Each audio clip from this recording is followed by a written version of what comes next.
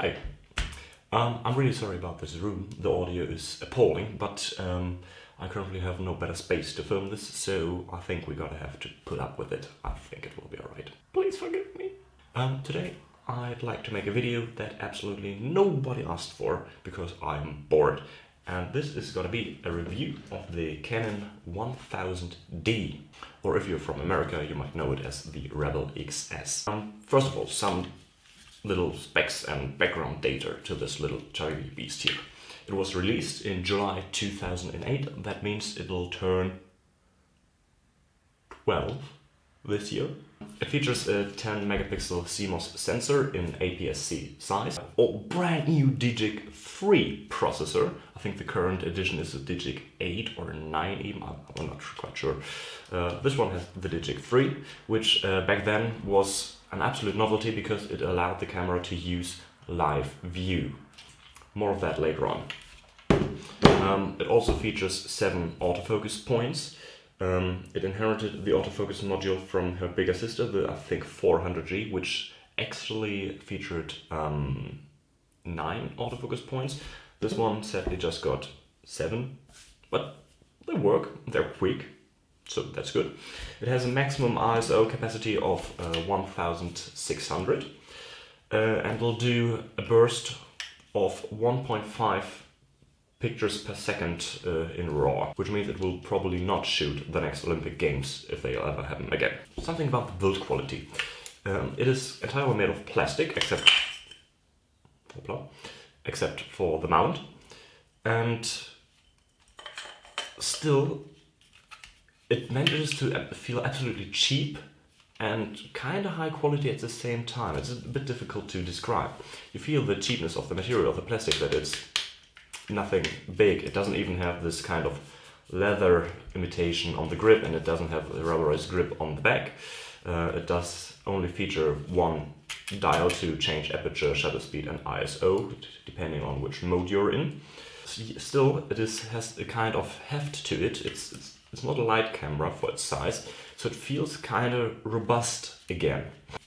It takes usual SD cards, which is good because many cameras from that day and age used CF cards, which I don't have readily laying around here, so I couldn't have tested it with a CF card. And yeah, most importantly, it features a pop-up flash. Other features. Let's have a look at the video quality of this camera. Yeah, it doesn't take video. And as far as I know, there isn't a magic lantern conversion for this little beast here.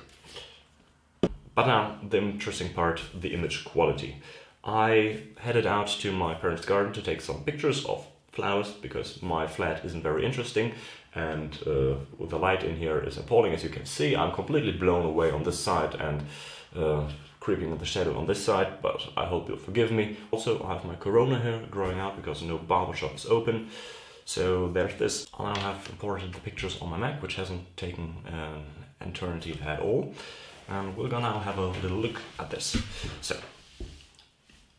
start here. We've got some pictures of some flowers. One thing I noticed very early when taking pictures is that the auto-white balance of this camera always seemed a bit off, a little bit to the warm side. Maybe I'm just mistaken, but it was broad daylight. I feel like this would be a bit more to the truth.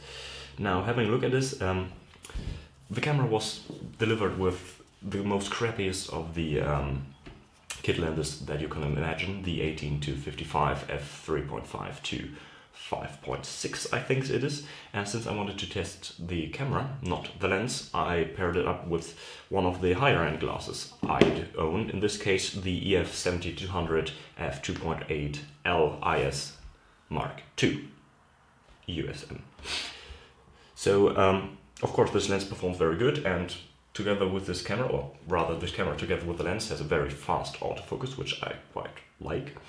And I actually looked at some online reviews from when this was released, and the reviewers said that it had a surprisingly good image quality, which I'll now have a look at myself. So let's have a look at this flower. That was the wrong direction. That was the wrong direction again. Ah, now that looks good. Well, it is undeniably sharp. We've got a great color representation. You can even see the little dust on the petals. What might be just dust on my screen, I don't know. And again, as you can see, it's a tad warm for my liking. What I just noticed, this one is taken at ISO 100. So if we have a look at the shadowy areas, we do see a teeny tiny bit of grain, but in my opinion that looks absolutely fine, a bit more like film grain actually than like noise. And now the next picture is once again too warm. I'll just bring it down to daylight. And this one is taken at ISO 1600, so max ISO. And we clearly see some noise here. Still, it is very sharp, has a great color reproduction, but here we got a lot of noise. ISO 1600 doesn't sound like much, but back in the days, in 2008, 1600 was already one of the better limits. Nowadays we've got cameras that go to ludicrous heights like 200,000 ISO, but back in the days 1600 already was considered to be very high. So we've got some noise here, but I'd say that it is overall rather okay. Go closer, yeah, you notice it, but it doesn't look ugly, it doesn't distort the image, it doesn't take out much of the color and much of the sharpness. It looks good to me. To further test the ISO, I actually had a little shooting with my body cap. How do you call it? This is a body cap? I call it a body cap.